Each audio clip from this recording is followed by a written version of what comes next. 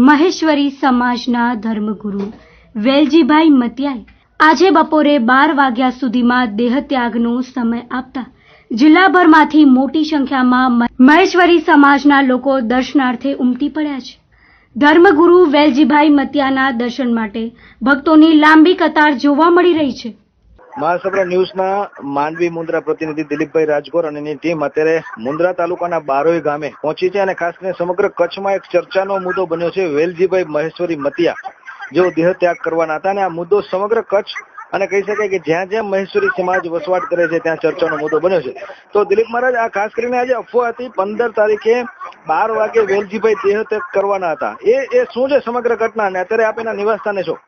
જી બાપુ, ખાસ કરીને વેલજીભાઈ મેરજીભાઈ મતિયા એમના પરિવારની જો વાત કરવામાં આવે તો એમના પરિવારની અંદર એક છોકરો, 3 છોકરીઓ અને પત્ની નો આખો પરિવાર છે.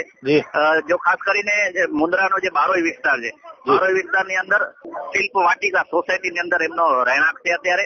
અને આખો આ સમગ્ર મુદ્દો જે છેલ્લા 15 દિવસની અંદર કચ્છભરની અંદર ચર્ચાઈ રહ્યો છે એ મુદ્દાને લઈને પોલીસ તંત્ર અને ખાસ કરીને ગાથા પણ જયારે હરકતમાં આવ્યું છે ત્યારે આપણી સાથે અત્યારે અહીંયાના સ્થાનિક સોદરા સાહેબ છે અને એમનું જે કહેવું છે એ પ્રમાણે શું એમની માન્યતા છે અને કઈ રીતનું આખું સપનું છે વિષય ઉપર આપણે નારણભાઈ સાથે વાતચીત કરીશું અને એમની પાસેથી જાણીશું આખી હકીકત શું છે.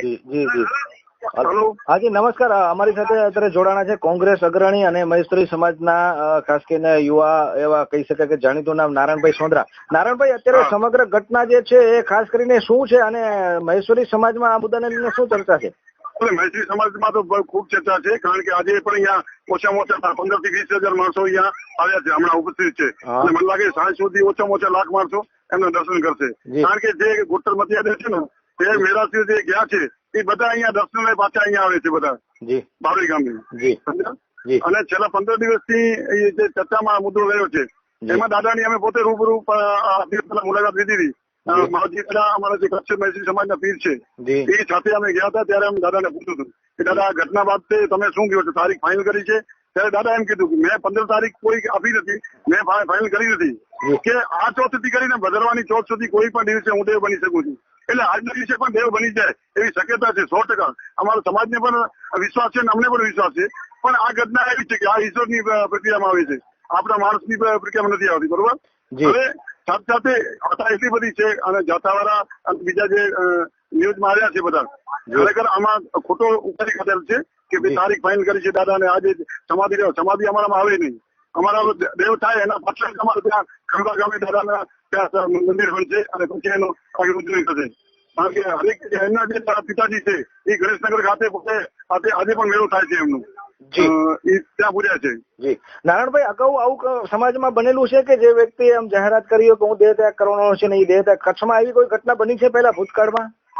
પહેલા ક્યારે નથી બની અને જે બન્યું છે ઘટનાઓ આમાં વાતો બહાર નથી નીકળી. અમારા જે મતિયા જે છે ને પૂજ્ય એ હરેક જગ્યાએ પીર તરીકે પૂજાય છે મર્યા પાછળ, પણ આ ઘટના એ પહેલી છે કે એની જે વાતાવરણ અને ભવિષ્યવાણી બહાર નીકળી છે. એના માટે સમાજ પણ આખો સહેમત છે અને સમાજ ઉભરી પડે છે દર્શન કરવા માટે. અને 1200 વર્ષમાં પહેલી ઘટના બનશે કે ભાઈ આજે દાદા દેવ થાય અથવા 6 મહિનાની અંદરમાં ક્યારે પણ દેવ થાય.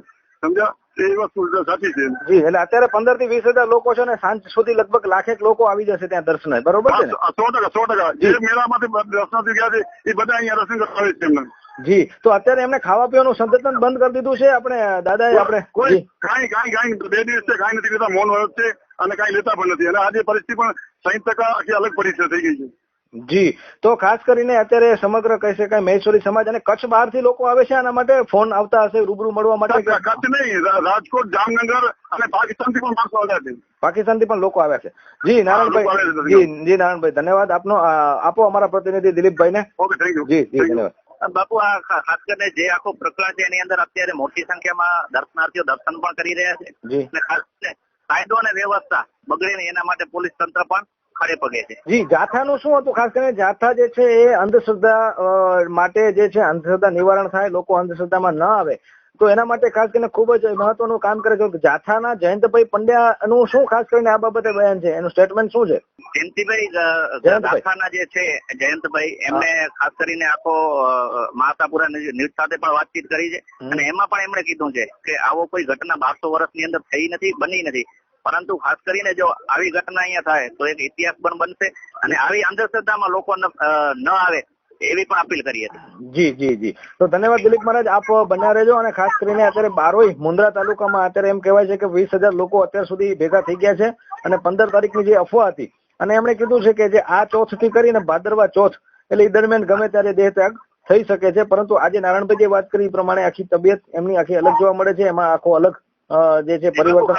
અત્યારે જો દર્શકોને આપણે જણાવી શકીએ 12 અને 2 આજની જે 12 તારીખની જે વાત કરવામાં આવી હતી, પરંતુ અત્યારે 12 વાગી ચુક્યા છે, પણ 12 વાગ્યા સુધી હજી સુધી ઘટના સ્થળે એવી કોઈ ઘટના બની નથી જે ભવિષ્યવાણી કરવામાં આવી હતી. જી, એ અફવા હોઈ શકે છે. નારાયણભાઈ કીધું કે ભાઈ એવી તારીખે 15 તારીખે 12 વાગે દેહ ત્યાગ નથી કરવાનો, પરંતુ 12 વાગી ગયા છે અને અત્યારે હું તમારી સાથે વાત કરી રહ્યો છું એ 12 અને 2 મિનિટ ઉપર થઈ ગઈ છે. જી ધન્યવાદ દિલીપભાઈ, અને જે કઈ પણ હોય વિગત આપ જણાવતા રહેજો આશાપુરા ન્યૂઝ સાથે.